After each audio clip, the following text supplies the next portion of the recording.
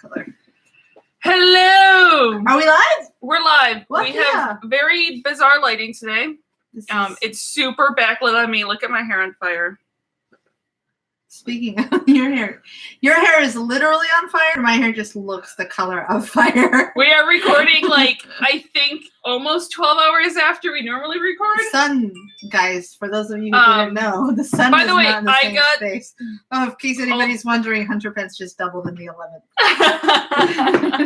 11th. So I have a lot of coffee, and you can see that I'm sunburnt. I am literally still covered in sunscreen because bartender Nick and I had a weekend away. A weekend getaway. A vacation. All you ever wanted. And we basically just spent an entire 2 days out in the sun, which, shocker for those who may not grok it, that doesn't Nixie do well in the sun. Grace color. This is Grace with no sun. Yeah. For ages. This is Nick's burnt after putting 50 sunscreen on multiple times. What's the Superman curl doing? What's that guy? Superman curl. He's just chilling there. He's just chilling. Yeah. No. So yeah, you guys have a great visual this week. There's no light coming from this direction, so it's just this lighting because this little corner of the studio, heavy quotation marks, was not designed for evening lights. We're terrible, unprofessional humans. We're completely... But we're fun. But we have mugs with our podcast name on it. This is true. So we're enough that professional. And we're here today. Also, guys, I have eyeballs, which I think most people... I wear glasses normally, and I have my eyeballs today. So there's eyeballs under them wear glasses. My nice sunglasses. You should just wear those for the podcast. I'm just going to wear this for the podcast. I like it. I'm just going to pretend like I've been drinking all weekend. There you go. I really dig that. So go with the rock star look. Just pretend like I've been drinking. I am a fan. Can you read the screen that way? It's one of those things where it just goes the interference. Oh, yeah. That's always fun. So it's not going to happen. Damn. But we will get started here. Okay. But yeah, it's a super sunscreen sweaty Nix right now. I've washed my face at least. Nothing to report on the Terra front. Things are going swimmingly. As they're going Terra-y. No, Terra. One of the guys on the sailboat today that we went sailing on goes to school in Colorado. Oh. And it took all the effort. Do you do you go to school near Colorado Springs? What part of the Colorado do you Colorado in? Is it the Colorado Springs part? Oh, people can see that I'm in my jammies. No, don't look. Don't look. I'm just gonna sit like this. You're good. Okay. You're good. Alrighty, are we good? Are we start worthy? Let's do it. Actually, let me switch these two screens real quick. The magic behind the scenes. Oh, look at that. You guys saw nothing. And you guys actually didn't say anything because screen and the thing and the... Ready? Okay, ready? What episode? 130? 130. Alrighty. Welcome to episode 130 of There's No Place Like Terra, Stargate First Watch Rewatch Podcast. I am Nixie. And I'm Grace, and today we're going over Season 6, Episode 20, Memento, a.k.a. Not the Guy Pearce movie, a.k.a. Trust Charlie Davenport. And I will get to that later. Please do. My a.k.a. is Calfest should have played a Cardassian. That feels right. I know enough about Cardassians. This is the actor I literally had to look up. Did you play a Cardassian DS9? Because you should have. He seems like he could have. He would have been perfect casting. Yeah, he's a good Cardassian. So, woo! That was weird. Sorry about that. See, what Nixie would like you to think is that there's coffee in that mug. But this is literally straight coffee because I've just gotten off a weekend vacation and I was on a 3-hour tour. Vacation, no. I'm going to keep doing that anytime you say the word vacation. I was on a 3-hour tour on a sailboat. A 3-hour tour. Right before driving home for a couple hours to talk with you fine folks. It's good times. You know what I did all day? I ate, I woke up, and then I ate, and then I napped. I got a bed, good comb across my head. And I was going to go with, woke up quick at about noon. Thought that I ought to be in Compton soon. Gonna get drunk before the day begins. Before my mom starts. Okay, I think that, like, accurately classifies the two of us. It just encompasses who we are. It just encompasses. Every once in a while, I think the song choices that we make are kind of perfect. Although, for me, it could also be the Dynamite Hack version versus the Ice Cube version. But either way, I'm happy. You know what Today also... was a good day. Do you know what also perfectly encompasses who we are? I didn't know what that meant. Like, legit. I know who Ice Cube is, at least. Yeah. I at least that's got all that matters. part. Dynamite Hack did a cover of Today Was a Good Day. I think in the early 2000s, if not the late 1900s. But it's like nerdy white boy version of the song. One of the crewmen on the schooner today we were on said his parents bought the boat when he was 1, and that meant the year 2000. Oh, that hurts. That hurts my heart. And he grew up on the boat, and he's in college now. Oh, my heart! Yeah, my niece was born in 99 and lives on her own and has a car and a license and things. And I bought her own first car recently. Like, we're not even old. Except we're super old. We're not old. Old people. Alrighty. Old. So, February 12th, 2003. Yes. It was written by Damian Kindler, directed by Mr. Peter DeLuise. And so Robert Foxworth, who plays Ashwin, I think most people know him for his role in Falcon Crest back in the 80s. I know him because he was on an episode of Sequest. I know him. Yes. As Charlie Davenport. But let me tell you about Charlie Davenport. Please tell me about Charlie Davenport. In the near future, after 2003, in the year 2005, a Miss Rory Gilmore gets in trouble for stealing a boat. I do remember the boat stealing incident. Speaking of boats. There you go. Speaking of boats. Now, Miss Rory Gilmore gets in trouble for stealing a boat and then gets a big rift with her mother. So she moves in with the Gilmore grandparents. She does. Who hire her, a very prestigious but a little bit inept lawyer. I do remember this. Who ends up getting her a crap ton of community service. This man is Charlie Davenport. This man is Ashwin. This man is Ashwin. So this is why this episode is called Trust Charlie Davenport? Question mark? Because back in the day, he was very trustworthy. Spoilers. But in 2 years, this man gets cocky. And should not be trusted. I will say, the episode of Sequest that he was in, he commanded a colony underwater where everyone goes crazy violent. And so I'm going to stick with Trust Charlie Davenport. He was also General Haig on Babylon 5. And Admiral Layton on the DS9 two-parter Home from Paradise Lost, which is a great episode. Yeah. It's probably where I know him best. But most recently, you have heard his voice as Ratchet in the Transformer films.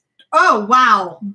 I will say this, both Ashwin and Kalfas have amazing voiceover voices. Voiceover peoples are pretty cool. They are. So, onward and episode word. So the Prometheus is officially named Prometheus at this point. And it's actually having sort of its actual maiden voyage and not whatever the fuck that was when people were kidnapped side trip. Yeah, that was like the poor Prometheus. I don't want to use a bad analogy here.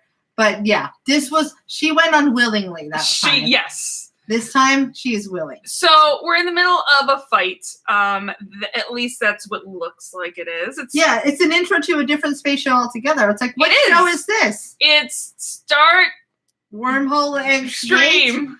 Wormhole Escape. It's a little above. It's Starship Gate. Jefferson. You said Starship. I did. It's Jefferson Starship City. We built this ship on Rocky We built this ship on the Quadria. Hey, that actually worked. I know. I always liked Jefferson Airplane, Jefferson Starship, and Starship. I liked, because of Grace Slick. Okay. It was the only famous Grace other than Princess Grace. I mean, also Grace Slick is pretty awesome. She's pretty freaking cool. So anyways, we're in the middle of what looks like a fight. It does make it clear fairly quickly that it's a drill. Yeah. There's attacks coming out of hyperspace, quote unquote. And Colonel Ronson, who's the commanding officer, is like, gung-ho for a fight. Yeah. And somewhere below, Jack and Teal'c are just like, can anyone just watch where you're going and not run into me? Yeah. I like this. It's kind of just seems like Jack's not a fan of dress rehearsals. I didn't do theater nearly as much as you did, but I did a little bit of theater. And there's always the asshole who's like, okay, I'm pretending. And it's like, just do it. Just do the dress rehearsal. We're all doing it. And he's like, oh, I'm doing it. Everyone hates Tech Week, guys. Yeah, but can we just do it? Just do the thing. Calling battle stations is getting real annoying to him. Jack just wants to go talk to Ronson, and he's like super ornery. Yeah. Jack, like, there's friction between these two the entire episode, and I think my favorite meta comment of the entire episode, possibly the entire season, it's when Ronson orders his officers prepare to fire, and Jack is like, wouldn't the weapons officer already be prepared to fire? Yowza. Just blew my mind. And we get an indeed. Yeah. Prepare to fire. So Jack wants to talk, and Ronson's like, aren't you supposed to be doing something that's not entirely on the bridge? Yeah. Aren't you supposed to not be here because you're just here for pretend time? So they leave and let the drill continue, and the pissing match will be held for another day. The peeing race. And credits. Peeing race. As Linda Belcher likes to say. So when we come back, Jack is FaceTiming with Hammond and some random guy. Some random guy behind Hammond recording information. I believe he's writing. Yeah. Which is appropriate. Because that's the episode writer, Damon Kindler. It's like, well, there's already someone taking his notes, but no, writers write. It's literally Damon Kindler, it's the writer. Just like weirdly lingering. Writing all day. Weirdly lingering behind Hammond. And Jack's like, I'm just... Do you think that he started writing, or do you think they were just like, just stand there, and he's like, I don't know what to do with my Just hands. put a lab coat on. I don't know what to do with my hands. He's like, here, writer, write a thing. This reminds me, I will post this picture. Grace doesn't even know that I took this picture yet. We went to St. Augustine, and we went to the lighthouse and climbed all the way to the top to the goddamn lighthouse. But before we climbed all the 50,000 million steps in the top of the lighthouse, there is a room that, they have all the artifacts of what the lighthouse keeper people used. There's a giant fucking wrench. Yes. Even bigger than the Stargate giant wrench. And I got a picture of the giant wrench. I've never been more proud of you. I literally took it specifically to show Grace and show you guys. So I'll post a picture as soon as I can get off my camera of the giant wrench from St. Augustine Lighthouse. Let's do this. Let's do this. So anyway, Jack does not want to be here on Prometheus. I also get the feeling that Jack prefers to be the one calling the shots, and if he's going to be on Prometheus, he would like to be the commander of Prometheus. SG-1 has some experience they can pass down on hyperspace travel and the ship and things and stuffs. There's some convenient side mission to P7, some number that should only take a couple hours. 744. I don't know why I remember this one, but I do. Okay. It's not in the notes. Somebody tell me if I'm wrong, but I don't know. Like I have a different number written down, but you could be right. I don't know. Maybe that's the one they go to next. That's the one they end up at, if 744. So, and it's nice to have SG-1 there if shit hits the fan. You remember the show's called SG-1. Yeah. So I'm assuming if they're on Prometheus, shit may go down. Like, so here's the thing. I appreciate where dude's coming from, dude whose name I just Ronson. I totally get where Ronson's coming from. And where he's like, look, we got to learn how to do this ourselves. But also saying what could possibly go wrong is the worst thing you could ever say. Yeah. It's like, well, you just jinxed this mission. Yep. It's like, don't come into a newsroom and go, it's quiet. Don't do that. There's nothing that bothers me more than when people go into our office and go, it's quiet in here. Yeah, don't do that. Fuck off forever. Go fuck off. So we cut to space, and we cut to the bridge, and the ship's heading into hyperspace. Awesome. So while in hyperspace, Ronson's ordering more diagnostics, more drills to Gantz, who's one of the officers, I couldn't tell if this is the Riker of the ship. Yeah.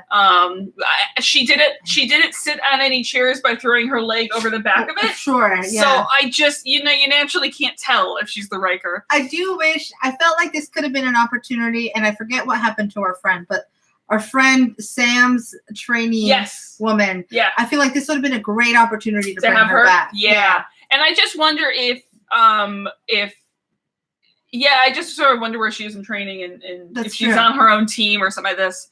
But it would have been great. That would have been really cool. Yeah. So she has the same look about her.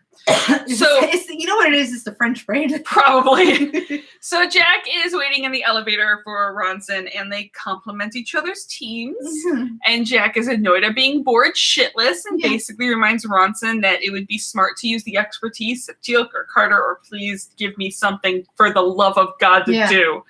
And Ronson has a point. He's like, this is a shakedown cruise. You're not going to be here forever. Right. My crew needs to know to handle each other. They need to have confidence in me. Jack's like, I can respect that. He's absolutely right. Yeah. Yeah. He's like, besides, it's not like they'll run into the Gau'ld on the mission. Ding, ding, ding. You said the magic word. And with that, Prometheus drops out of hyperspace. No. To Ronson's credit, they don't run into a Gau'ld. They do not run into the Gau'ld. But actually, they run into a lack of Gau'ld. Yeah. A lack of... Oh, that's a good name for a song. A lack of Gau'ld. A lack of Gau'ld. It's like a ballad. AKA why history is important. Yeah, there you go. So they head to the bridge, and no one really has any clue what happened right now. And all they know is something must have caused the hyperdrive to shut down automatically. Mm-hmm. But it's like the computer sent some instability in the Quadria. Yeah.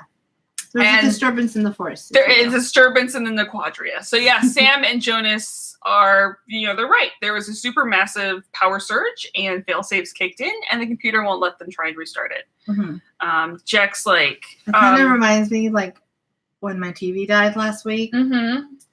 A very sad moment. R.I.P. in peace. R.I.P. in peace, TV. I know you're going to go into it, but it's exactly the same thing that happened where the TV died, and I'm like, power died. Power dead. Can I turn it off and turn it on again? It's like, no, the bulb dead. Yeah.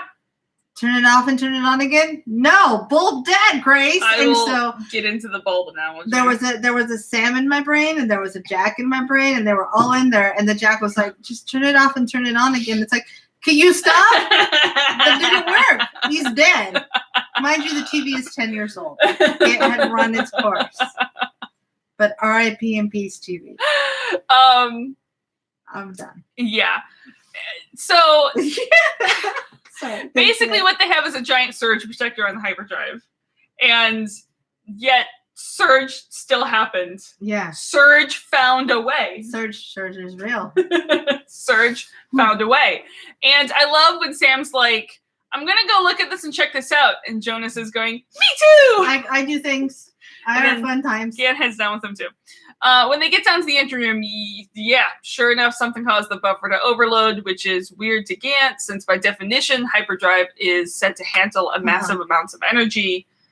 But Jonas and the mother checking as well, and the ship's sensor log shows some gravity waves that they pass through on their way. Enter my newest band name, which is now going on the list of band names. Gravity waves or gravitational waves? Gravity waves. Okay, gravity waves.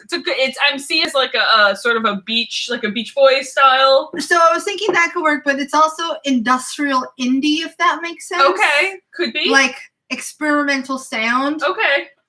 But I do like the beach music too. Yeah, like maybe they use some surf rock in their experimental. Yes, it's surf rock experimental sound. There you go. Kind of like the guys who do the song "Take It Easy," and I can't remember their name. Take it easy. Different Take It Easy, but I like it. Again. Where are vines go? Why is that band leaving my brain? I'm gonna look it up. So anyway, so it sounds like what happened is, how the issue before is that the Quadria is super unstable and they have no way of controlling where they're going. Well, they made a buffer. They made a nozzle to control it. Yes. And that be broke. It's not working So anymore. They be a bit fucked. Yeah. And at least they have a Sam there, but Sam can't fix Sam's something. like, I can't create items that don't exist. So, guys, gravitational waves. Tell me things. So these have been in the news sort of recently. Think of them as, you know how of wrinkles in fabric of space-time. Okay. So you've seen sort of those illustrations that it looks like a plane, it looks like a bowling ball, and you have like the surface curving down as a gravity well. So if you think of that same sort of fabric, gravitational waves are they're like wakes. They're like boat wakes. So what's left of that dip? No, of when something that heavy moves. Got it. It's like when you jump on the bed. Yes. And then the other side of the bed wiggles. Yes. Okay. Yep. Got it. So I'm an adult. I don't jump on the bed. Except I do. That's what beds are for, right? Yeah. Surfer blood. When an object that heavy. Sorry, what was that? As the name of the band is Surfer Blood. That's a good name. It is a good name. It's a good name. So yeah, when they travel, that something that's heavy enough and travels fast enough accelerates through space-time, makes these ripples that head at the speed of light. Okay. Those are the gravitational waves. And what they actually do is they actually distort space-time. And they sort of decrease their strength exponentially as they go out, which makes sense because waves do that. Yeah, so they decrease very quickly, but they last a while. So by the time the ones that we've been detected reach Earth, they're like beyond tiny. It's like the tiny little wave that like picks up no grains of sand. Yes. It just kind of is like a little bit over. Like they need a super sensitive instrument to measure them. And what they're actually doing is they're actually bending and warping space-time if we could see them. Okay. So if you amplified them up, you would actually see the distance. Like you'd see the distance between us actually like warp. Okay. Because it's distorting. It's just that so fabric. small that you don't. That's really freaking They're cool. so tiny. That sounds like a really cool superpower to have, to be able to see that. Like, would the Flash be able to see that? The Flash actually, because Speed Force is basically, you can blame anything on Speed Force. I'm pretty sure somehow Speed Force be able to detect it. Brother Matt, tell me if I'm right. Speed Force detect gravity waves. Like the number of zeros, like are like after the decimal point of the sizes of these are like points that I'm not even going to go into. That's really cool. So in 2016, the LIGO, which is the laser infrared? No, interferometer. Sorry. Remember, I've been on a water all day. How dare you? Gravitational Wave Observatory and the Virgo Interferometer, which, by the way, an interferometer is a way to measure electromagnetic waves. Okay. Like the most simplistic form of it. Interferometer? Yeah, interferometer. Got it. Like you can measure interference when you split light. It's actually pretty cool. Like I've used them before. That works. Like you can like look at the spectrum when you split it out. So it's basically just measuring the waves, electromagnetic waves, basically at the most basic simplistic. It's a thing. It's a microscope for waves. Yes. It's a microwave. So anyway, LIGO and Virgo announced the first observation of gravitational waves in 2016. It happened. Oh, so that's recent. Yes. Wow. It happens like a year or two before then. And these were first ideaized by Henry Poincaré. I'm butchering it. I'm sorry. Poincaré. Sure. Poincaré. In 1905. Poincaré. Yes, in 1905. But was really sort of solidified and predicted by Einstein in 1916. It is general theory of relativity, and Sony gets most of the credit for it. Nice. But the ones we observed, they actually got the measurement, I think in 2014 or 15. It was before it was announced. Oh, cool. It was actually the merging of black holes. Whoa. Yeah. Okay. So many things. So the black holes merged. And that created, them moving and colliding created enough of, because you remember, so many waves. The waves were so big. Yeah. That they were actually measurable by the time they got to us. So you know what I think of? Like, those ropes that people do stuff with. And so it's like those people who actually exercise. So those CrossFit peoples. Don't look at me.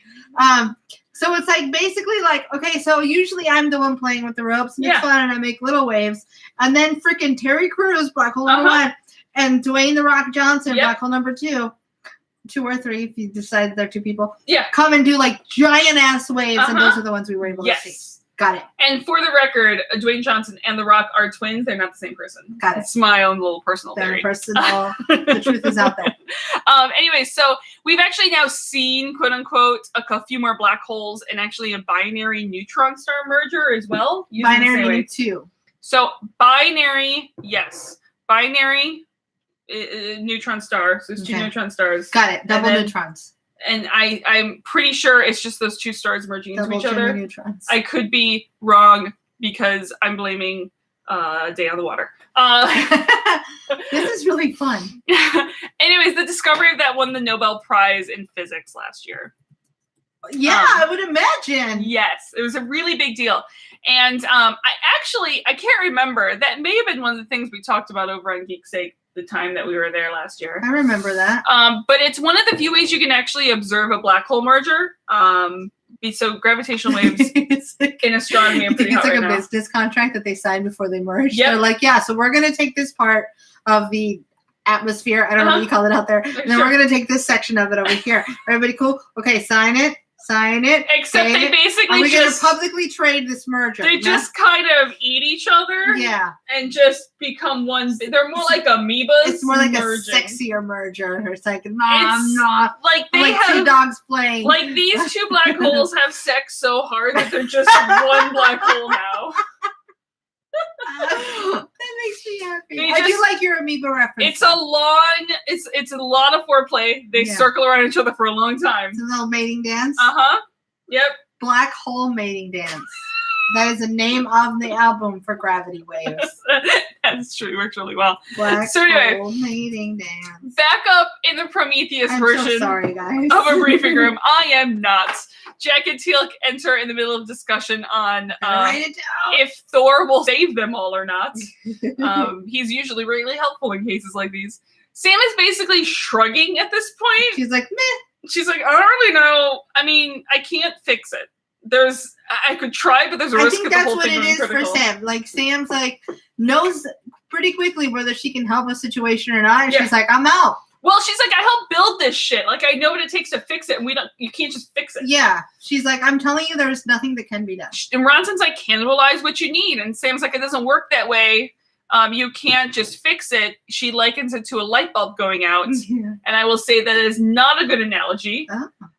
Because, like, I'm fairly certain MacGyver can hijack a replacement filament or a light bulb. You can make a filament out of a piece of hair. Not going to last as long. Yeah. It's going to give you some light, which, to be fair, if you're trying to use the light bulb out to of a paper hyperdrive situation, all you need is be able to get one jump, either home, and it would work with the little replacement filament. So I say I'm calling bull on Sam's light bulb analogy. What would we use instead? What is irreplaceable? It's like saying its heart went out and you're trying to replace it with a lung. And we do not have a replacement heart right now. No, definitely no. So anyway, Jack is asked if we have any light bulbs. And Ronson's like, there's no redundancy for that particular system. There's no redundancy for light bulbs, sir. And Jack responds with, so you're saying there's no redundancy? And Jack, I love you. Yeah. I love just a big warm hug of that level of snark. It's pretty good stuff. And it would take light years. It would take years on sublight engines if they don't have the supplies. But Jonas is another option. And this is the point where I really started wondering if John Novak, who plays Ronson, actually has ever played a Cardassian. Oh. Not Kelphus. I apologize. If John Novak, who plays Ronson, has played a Cardassian before, because he would be an amazing Cardassian. Oh. It's just the presence and how he talks. And very commending. He just would play an amazing Cardassian. No, there is on DS9, there is a Cardassian who is part of the crew, right? She's half Cardassian? At one point, there's a half Cardassian. Wait. Or there's a woman.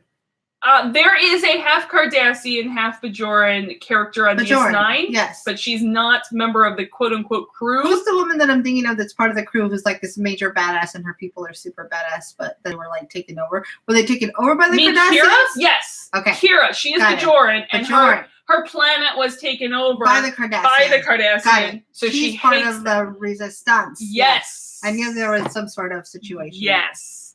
But I'll no, get there eventually. John Novak would be an amazing I'm like Cardassian. everybody's great grandmother who's like, who's that boy that you like? He has done a ton of voiceover for anime because this guy's voice is amazing, so that makes sense. Anyways, on the bridge, Jonas shows some information on their laptop, and there is a planet, P3X744, yes, that is 0.3 light years, which is still 1.76 times 10 to the 12th miles. I mean, it's not 2,000 light years. No. And the planet That's my Easter egg. It's a Green Day song. 2,000 light years away. There's a Green Day song called 2000. But she's 2,000. Okay. She's something light years away. Okay. Got it. I'll find it. But that planet is on the original movie cartouche. They tried to dial it a couple times with no success, but since it's on the cartouche, there must have been a gate there at some point. Possibly it's just buried. So it's actually 4 months away on sublight. And yes, I did the math. Oh boy. If it's 1.76 times 10 to the 12th miles, and it would take them 4 months to get there, if you're counting 30 days per month, it looks like they're going just over 611 million miles an hour. Jesus. Sorry, kilometer people. I live in a country where we're backwards and we don't care about kilometers, so I did my math in miles. I wish we cared about kilometers. There are some things that I wish we cared about more. So, they could use the hyperdrive for such a short trip. Just divide by like 2-ish, right? Divide by 2-ish. They could use the hyperdrive for such a short trip because we figured out a while ago that if you only draw a little bit of power from the quadria, it's slightly more stable. Yeah. And so Ronson tells them to set a course. We're gonna hyperdrive that shit. It doesn't take them long to get there. But, of course, it does do bad things in the quadria to the point that the controls aren't responding and Sam can't shut down the energy buildup. And there's only a few minutes before the core goes critical. Yeah. So at this point, this is where Jack, I think, tells us any port in the storm. Basically. Which I know is an old school phrase. Yeah. In my brain, it's always dirty. Here's why. I used to hear this a lot. When you're going home and it's like, end of the night and people are like just hooking up with whatever they can find. I will tell you. That's what that was code word. I've heard that referred to there. I still think of, boats. Nope. I wish my brain did because there are memories seared into my brain that I wish were not there anymore. So at this point, any port in storm. They really have to hope that Jonas is right about there being a Stargate on this planet because if they're about to be screwed because right now their only choice is to eject that shield in hopes their shields are really good. Yeah. Eject the core, not eject the shields. Because then how do you know if the shield is good?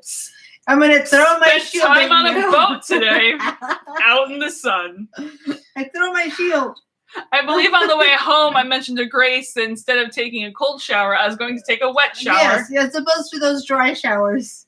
Us peasants take all the time. So Grace is like, you spent the day in the sun, haven't you? Are not okay anymore. So they eject it. They try to get as far away from it as they can, but the explosion is huge, and you can see the shockwave go. Yeah, it's big time. And it causes your typical ship explosions, sparks, etc.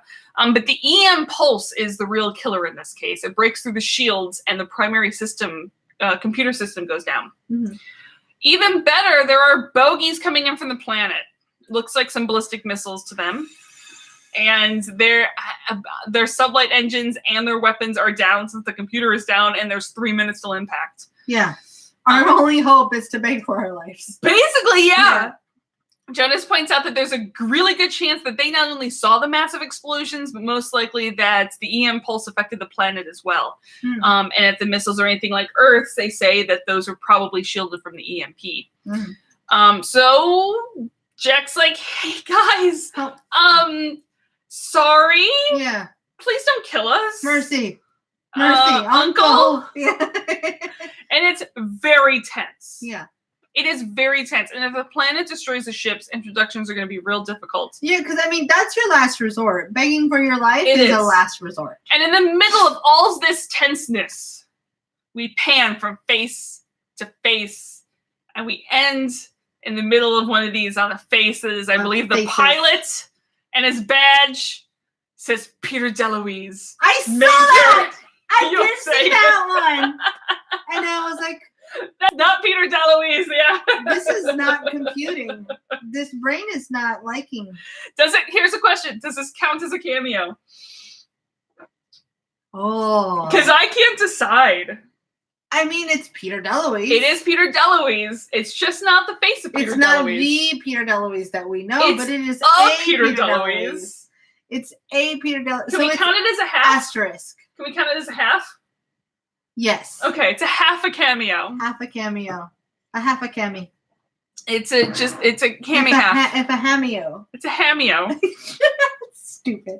Okay. Can I tell you what my head just went to? Alexander Hameo. I have a problem, guys. So anyways, as they are 17,000 meters out. 2,000 light years Which is obviously, thank you, metric system, 17 kilometers. If you're in the US, again, using the weirdest measurement system ever devised by people, it is 10.5 miles. The missile self-destruct. And a Commander Kalfas of the Tigrian security force comes on, gives him some coordinates to land, and is out. Super gruff. Brief to the point. Yeah. But they're alive. Yeah. Bonus points. Hey, you know what? You've made it this far. Yeah. That's all you can do. Yeah. So SG-1 is getting ready to head down to the planet, meet the locals. Yeah, and see what's up, what's going on. Sam's been trying to trace the Naquita in the Stargate on the planet. Yeah, she seems a little panicky. She's like, I'm not finding this thing. Yeah, because there's nothing so far. But the main issue at this moment is just peace. Give peace a chance. Yeah, how about don't kill us? So they ring down and they're greeted about as you would think an actual spaceship visiting Earth would be treated. It feels a little bit like noon at the OK Corral. Which is, again, I believe exactly how a spaceship, if it landed on Earth, would be treated. Yeah. Lots of weapons pointed at them. All the weapons. They don't even let Jack finish saying his name before they're like, cake or death. Yeah. Cake, please. Well, we're all out of cake. We only had 2 bits and we didn't expect such a rush. Yes. I love Eddie Izzard. They also have weaponized air balloon drones, which are super cool. It's very steampunky. It hits my little clockwork heart. It's pretty cool. So before we get to their version of a briefing room in the city, we actually see they have bullet trains going through the city. It's pretty cool.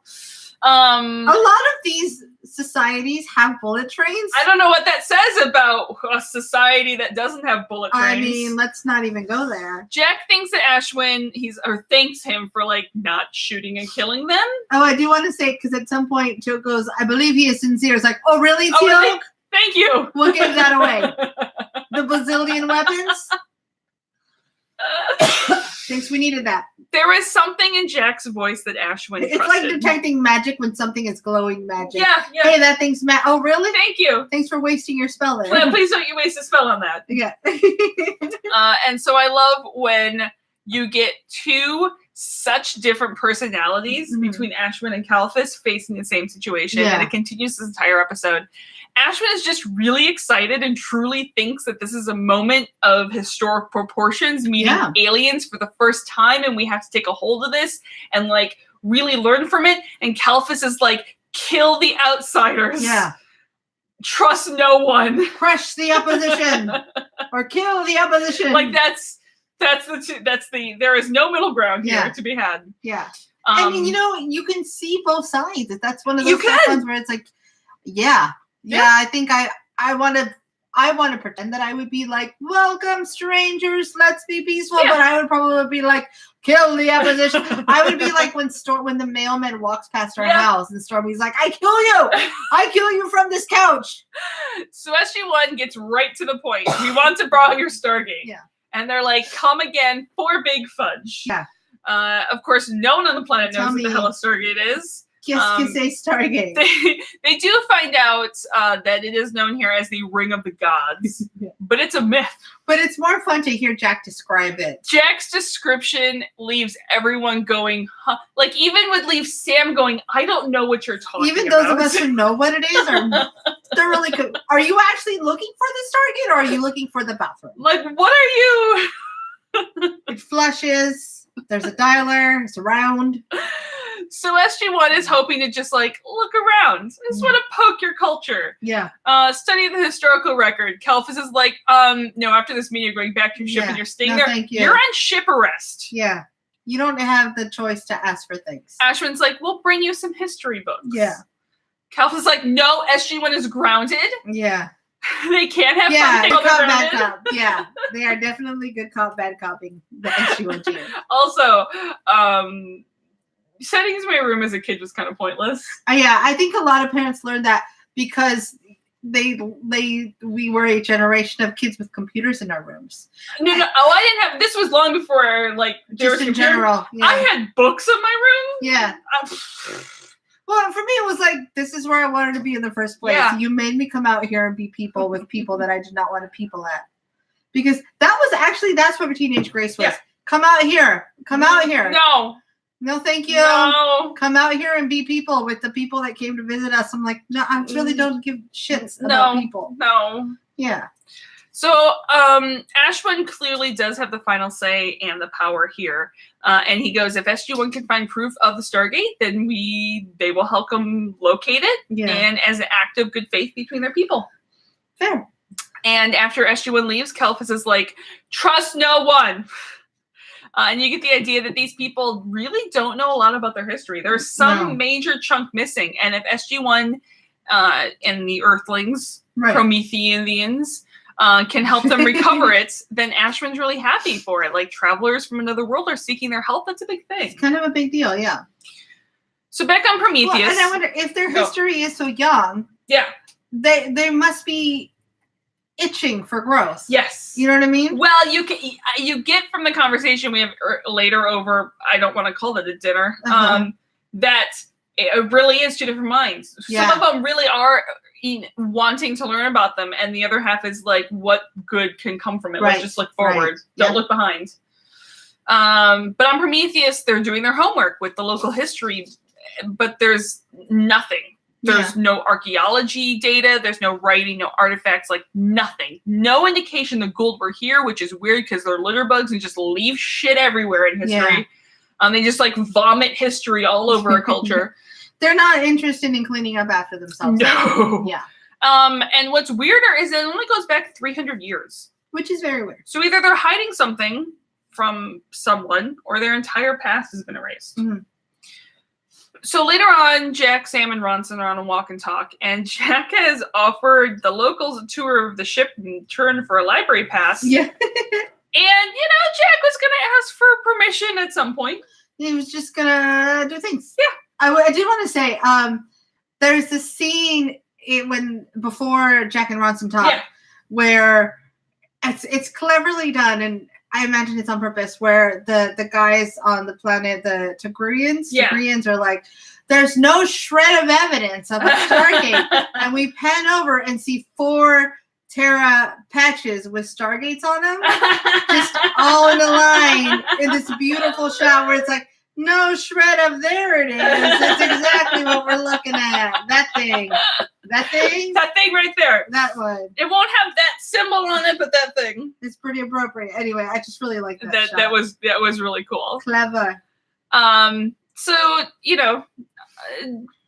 Ronson's not excited about this. Yeah. He doesn't really want to give a tour to the ship to the same people who are pointing a metric fuck ton of guns at them. Right. Can't blame him. He's a lot like Kalphas here. Yes. Yeah. Oh, yeah. There are two sides of the same coin. Uh-huh. And Jack reminds him that if this was Earth, they'd be doing the same thing. Right.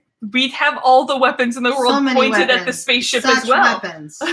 Especially when you see them set off a giant explosion in space and send a giant EMP through everything. Yep. We start our own peeing races. And so Jack goes looking for a barbecue, and Sam's like, I'd probably make you one. Yeah. There's probably a spit somewhere downstairs. Like, probably. Honestly, yeah. But while they feast on the ship, I'm going to use that term loosely, Jonas and Teal'c tour the Central Archives, and we learn that SG-1 has been to 133 planets. A lot. That's a lot of things. And if you consider how many episodes we have that haven't included gate travel, we've seen probably a majority. Like I'm thinking like 80% of their missions. Yeah, that makes sense. Seen. Yeah. And at most of those, there's been some sort of indication of their past. The Gau'ld would at least have forced the locals to build a monument or two in their honor. You know, something.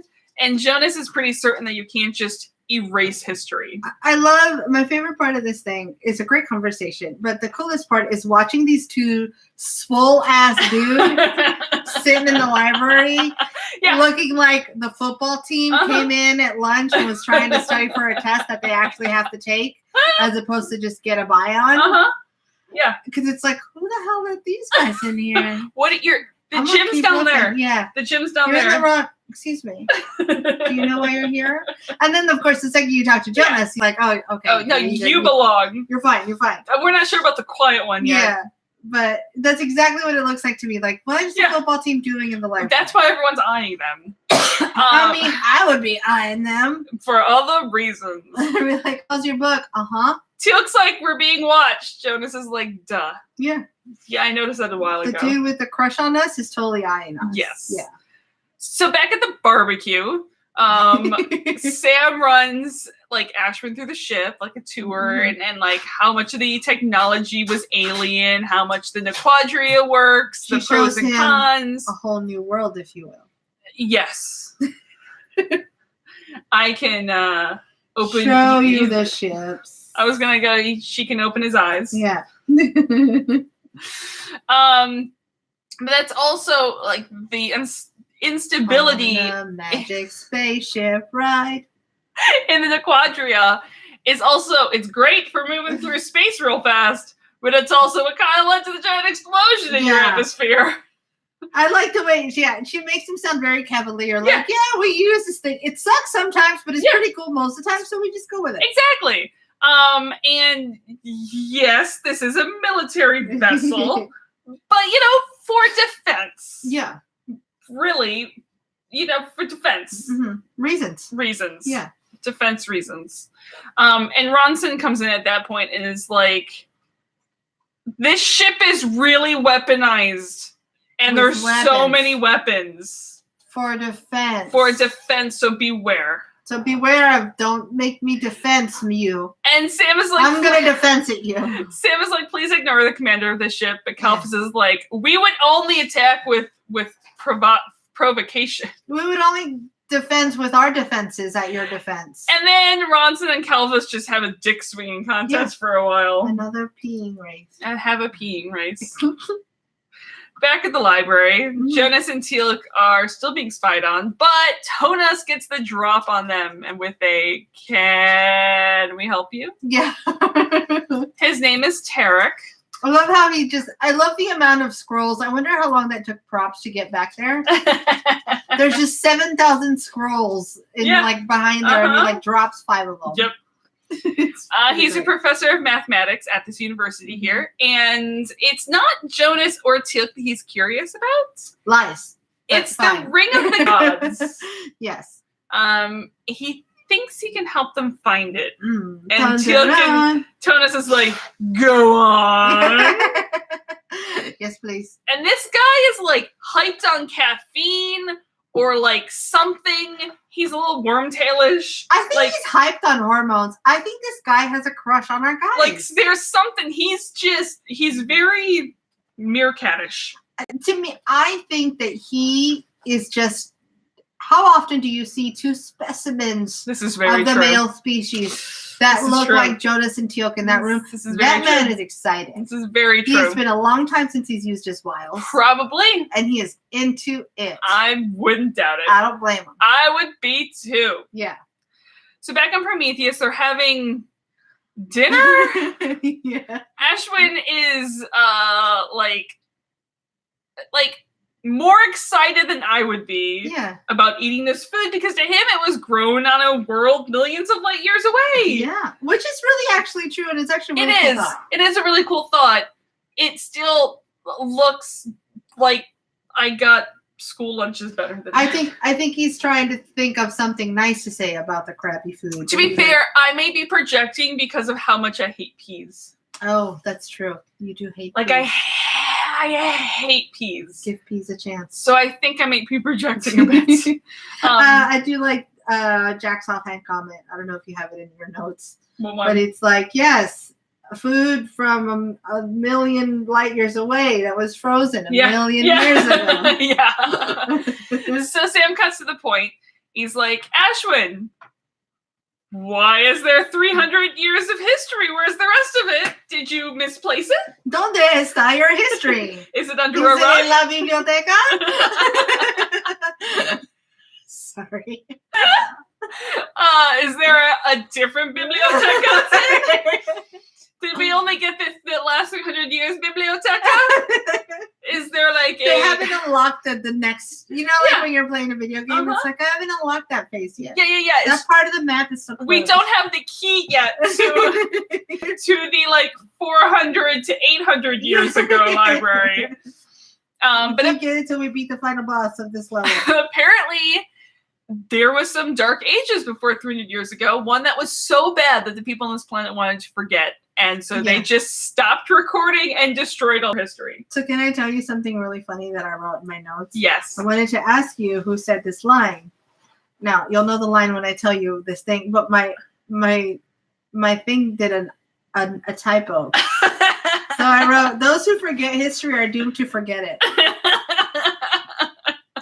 Because I are smart.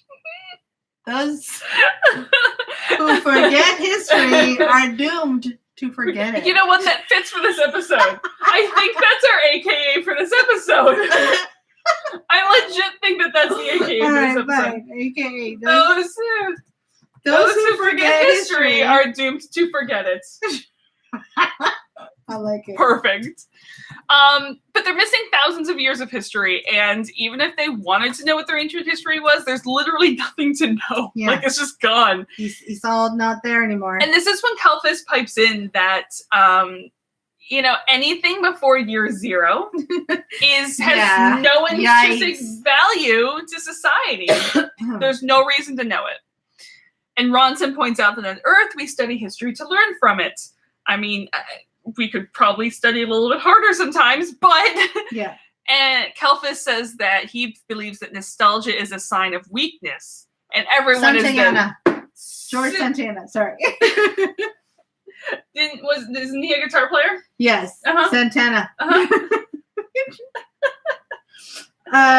Those who cannot remember the past are condemned to repeat it. Yes, and it's been butchered and plagiarized many times since then. Philosopher, essayist, poet, and novelist. Until we get to those who forget history are doomed to forget it. Grace Gonzalez. 2018. Circa 2018. Okay, sorry, I'm back. But Sam plays a great Hufflepuff right now, and is like, everyone's views are valid. All the things are important right now. And they have a toast to history in the future. Let's be friends. I'm uncomfortable because I'm a Ravenclaw. So then she's like, I'm just going to pretend I'm Hufflepuff right now. Yep. Everyone is okay. Sam and Jack escort the Tigreans off the ship, and Kelphus thinks the meal was interesting. Yeah. It is kind of interesting to see, though, among all the shitty things, if I understand properly, so they destroyed everything in defiance of Horus. Yes. So it's cool to see people who've come back from this sort of Gau'ld overtaking, who were like, fuck off, Gau'ld. Yeah, it's like they destroyed everything in defiance, and also it's like everything that happened with Horus is shit. And like we purposely want those memories to die out. Yeah, so I love that their heart was in this place of like, you're not real, you don't own us, we're real people, but also a little too far in the destroying things. Well, it goes along with in it's a subject that I've sort of that's been discussed a lot with Westworld right now. Okay. Is the idea that you only live as long as someone can remember you. Yeah. So Horus would be alive. If Coco tells the truth, which she does, then yes. Yes. But so Horus would still be alive, like his spirit would still be alive if people were still, which they are secretly on this planet, but if people were still talking about Horus, if we're even saying how horrible Horus was, he's still then alive in that culture. Yeah. If you wipe out everything about Horus, he's dead. He's dead because but no then one remembers. You run this danger of the people who secretly worship him gaining all this ground. Yes. Oh, the world is a tricky place. So, Ashwin did enjoy dinner though. Yes. That's important. That's all that matters. And Jack is like, so all those guns that are pointed at this, do they need to be pointed at us? Can they not be? And Ronson's like, I mean, Kalfus is like, no, we're not going to move any guns. Ronson's like, I respect that. Yeah, I'd do the same. Yeah. Kalfus leaves then, and Ashwin apologizes that Kalfus' diplomacy is not his strength, and Jack's like, we share that trait. Yeah. I will say, Jack, you definitely are better at diplomacy than Kalfus is, for sure. Only because he's practiced. He just doesn't want to admit it, though. Yeah. It's Jack. So I think if it were up to Jack, he would be more like Kalfus. Yes. With diplomacy, but there's enough Hammond influence, there's enough Daniel influence, there's enough Asgard and Jonas that he's like, fine. I will reluctantly diplomas. I am diplomacing at you. Is it diplomas? I will be diplomatic. I will diplomas at you. I'm diplomacy. I like that. I'm gonna walk away now. So apparently Ashwin is seen as weak on defense. So Kalfus's political support, because he's all about defense, he's literally just a defense muppet, is growing. And Prometheus' arrival has not helped the situation at all. Right. It sounds like basically Ashwin was one giant move away from getting overthrown. Right. Yeah. Yeah. So it's really sketchy, and because this is a real situation. You know, among all the jokes and stuff, it's like, okay, so do we protect or do we open up? You can't do both. And this, but it's growth or fear. Yeah, and this has happened in governments. Yeah, like all the time in current events. I mean, without being too literal, it's like, do you open up or do you close borders? Yeah. Like, what do you do? Exactly. You can choose to grow, but then you make yourself vulnerable, or you can choose to not grow and keep yourself safe. Yeah. And those, to some people, it's a balancing. It's a hard choice to make. Yeah. And so Tonas and Tarek arrive in Tarek's office. It's kind of a mess, but also a little Da Vinci-ish. And and if he thinks he can help him find the Ring of the Gods. Mm-hmm. He's spent a lifetime collecting these relics from the time before their people turned their back on their god, their creator, Horus. Oh boy. This when Teal'c like slowly crushes something in his hand. His fist just clenches. He's one of the few on the planet who dare still believe in him. Yikes. And he quickly brings out a necklace with a little hair eagle on it. No, thank you. And Teal'c is quick on he is not a god, he's a Gau'ld. Kill it with a stick. Yeah. But it's like, look, you're not going to, in one moment, change this guy's belief. He's believing in Horus as his god, as his creator since when there's no truth to believe, you make up this fantasy. Exactly. Yeah. No matter how true Teal'c is, it's gonna take more than 30 seconds to convince him otherwise. And especially an alien, Jonas thinks that Tigreans must have destroyed all the evidence of Heru in defiance, including everything to do with the Stargate. Mm-hmm. But something did remain. There was a papyrus scroll with hieroglyphics and a picture of the Stargate. A treasure map. Sharp eye. It is a treasure map. The sharp eye. The sharp eye. Jonas can figure out that it's a variation of pre-dynastic Egyptian, and it basically gives the exact coordinates to where the Stargate should be. Yeah. Ta-da. In Jakku. Yeah. That is kind of the planet we're on. Yeah. So Kalfus and Ashwin are hashing things out.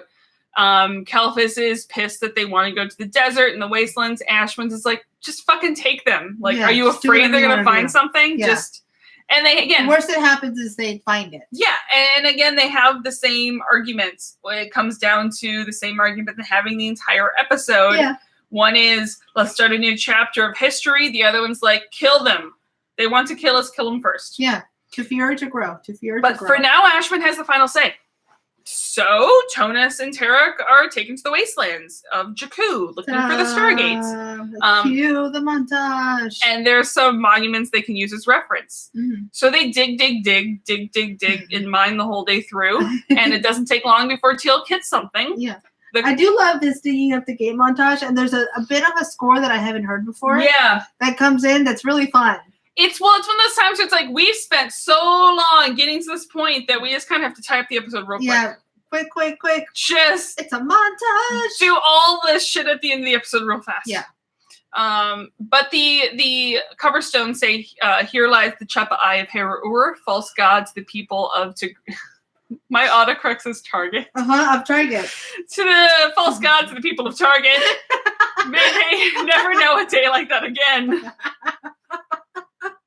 I want to be the people of Target. It's like the people of Walmart, only less creepy. Less trashy. Well, I mean, it was started sitting in her pajamas. Listen, it was started in Minnesota. Okay, Target is Minnesotan. I'll take it. That's why it's awesome. So Teal'c radios into Jack and Prometheus, and they're like, "Yo, dudes, found a Stargate. Did you order one? We can have a 2-day delivery at Amazon Prime." Yeah.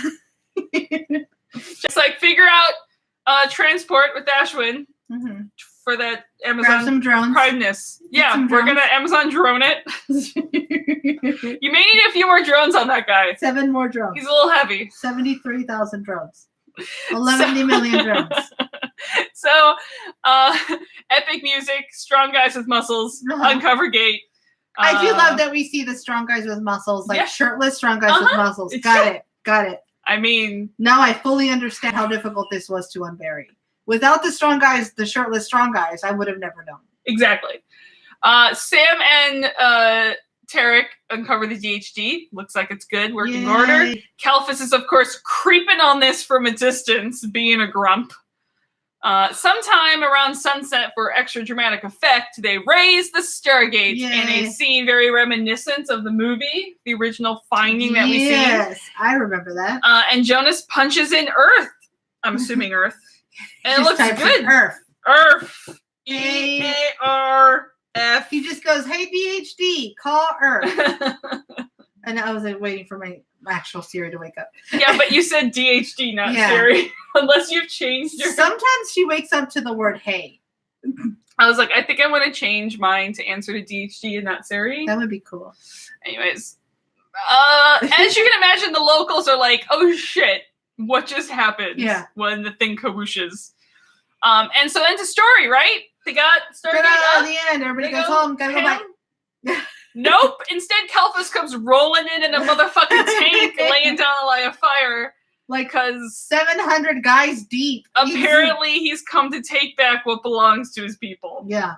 Thanks for... No one's taking your Stargate, dude. Have you seen how heavy this thing is? No one... We're not taking it. You're just going to sit aside and roll the Stargate? Yeah. It would be rolling. They're just going to put the tallest guy inside it and hamster roll it. Yeah, hamster wheel that thing out of there. So, not surprisingly, Ashwin is outraged, had no knowledge of this.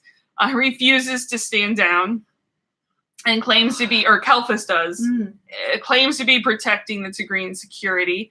And he has way too many followers in the military to just arrest him because it could cause a civil war. I like that he does roll up in the biggest tank he can. He's sitting in the top of the tank. Yes. Like, "What's up, bitches? Yep. I'm here for my stuff. This is my tank.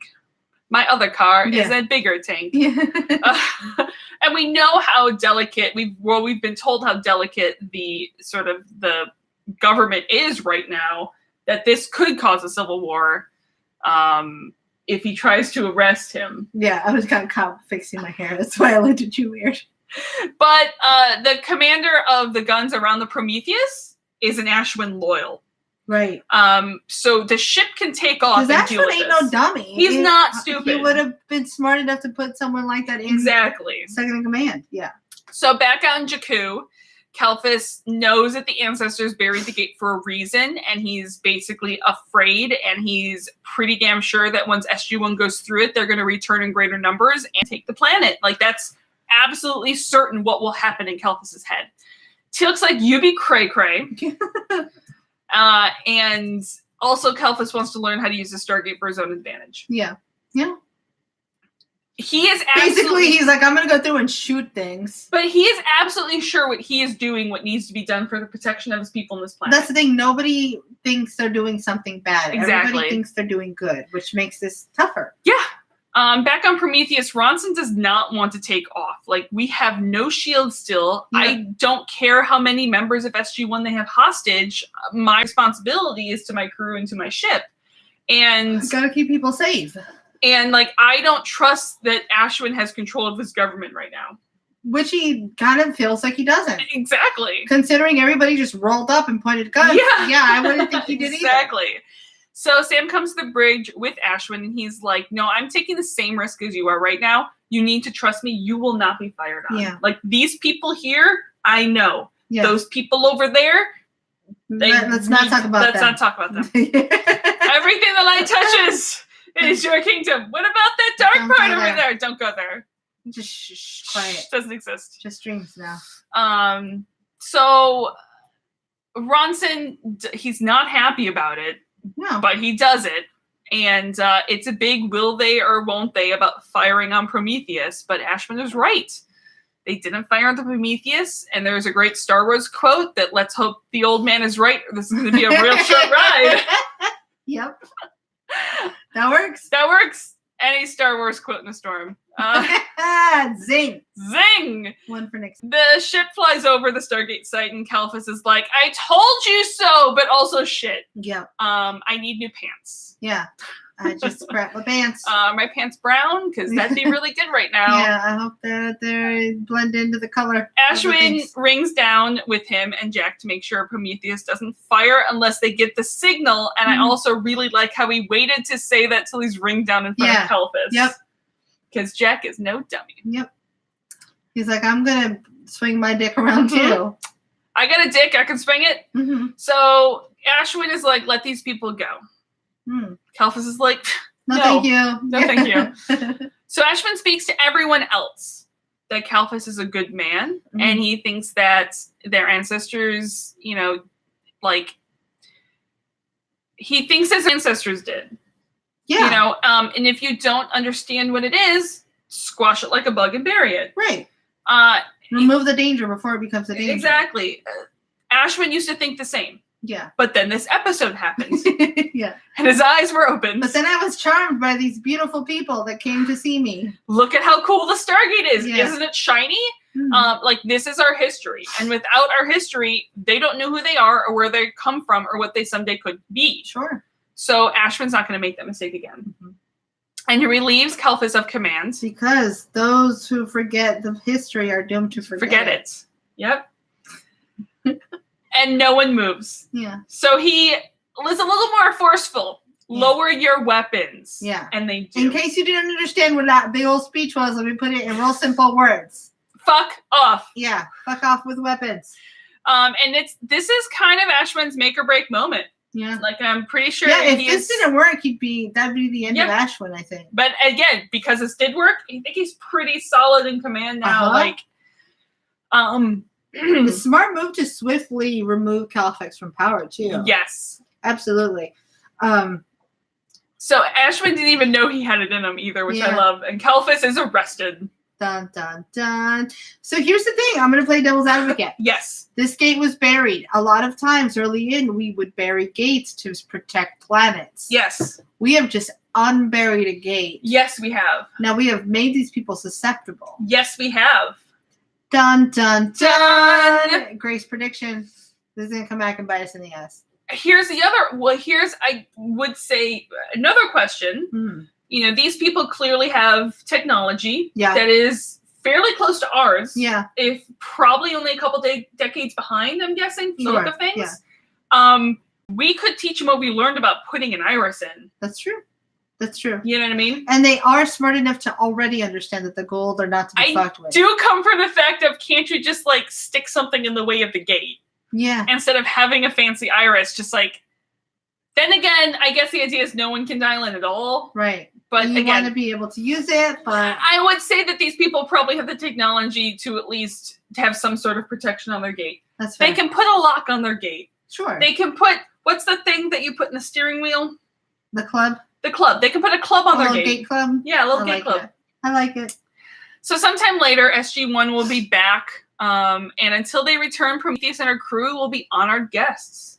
Aww. And there's going to be a state dinner when they return. And they can't wait to start Full learning of their history. Frozen peas. Yep. Because it's the human food that humans eat. And next up Dun, dun, dun, dun. is prophecy. Whoa. Yeah. I don't know what that means, but I'm ready. It's prophetic. It's prophet. Yep. I can say that word. I just don't want to. It means that we will confuse Harry Potter and Neville Longbottom. Oh boy. And is it Trelawney, the one who's like? Yes. Yeah. It's this episode features Professor Trelawney. This episode brought to you by Professor Trelawney. Yay. This was fun. I really enjoyed this episode. I don't know It that doesn't it's enough yeah, for the list. It doesn't go on to my top 5. Now, mind you, if we see these people again, and my prediction according to Grace comes true, this is going on a list somewhere. Okay. I will say we get an Indeed. We do. And we get half a cameo. Yes. 16 and a half cameos for Peter DeLuise. Nice. No for crying out loud. Nope. It's been a while since we've had it for crying out loud. Yeah, I think it's been a while, yeah. Yeah, I'm ready for another Sam-centric episode too. I hear you. That makes sense. I hear that. But we'll see. We're getting towards the end of the season. We have one episode and then the season finale. And the season finale is the start of a 3-parter. Oh, I'm scared. Okay. I forgot that we were doing this. Guys, I'm taking big drinks of my coffee. The feels train is here. Hop on because Grace doesn't know what happens during that 3-parter season finale, season starter. That if this works out the way I think it is, yeah. The third part. Can we have a Grace prediction right now? Well, I'm going to do this. Okay. The third part of this finale is the weekend of my birthday. Okay. Or no. So this weekend is not the season finale. No. Next weekend is part 1 of the season finale. Yeah. The weekend after that is my birthday weekend. Yes. So we get into finale times. Uh-huh. I don't want my heart broken on my birthday.